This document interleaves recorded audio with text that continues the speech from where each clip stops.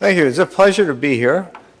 This is the first time I've been back to Vienna since about 1980. It's changed a bit. I hope to have some opportunity to see a little bit more of it while I'm here. But in any case, it's a pleasure to be at this conference, and I appreciate the invitation. What I'm going to do today is give an overview of what I think the situation is with regard to cybersecurity, but the emphasis will be overwhelmingly on organizational and workforce elements. Okay? There's going to be very little discussion, except in regard to organizations and workforce, of the technical aspects of cybersecurity.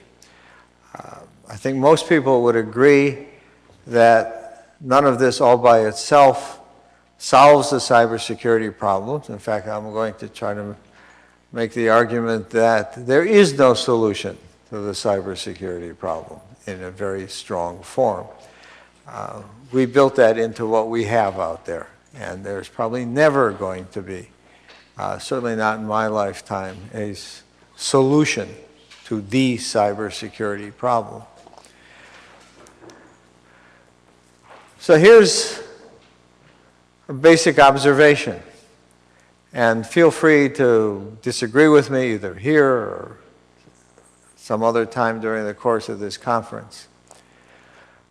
In North America and Europe, there are literally millions of organizations that have become so dependent on cyberspace, and by cyberspace, I will define it to consist of all of the union of all the computer communications networks that are out there.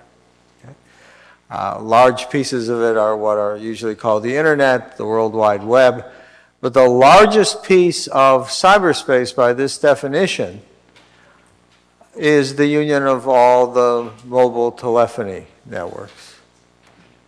Okay? And they have become so dependent that their vital interests are now vulnerable to attack, and sometimes people forget that a whole lot of things go wrong because of accidents and design failures. And when all of this dependency on those computer communication systems gets screwed up for any of those reasons, the organization, because of that dependency, has its vital interest threatened. So most of these organizations actually are businesses, and they're not part of the IT industry. We'll talk a little bit more about some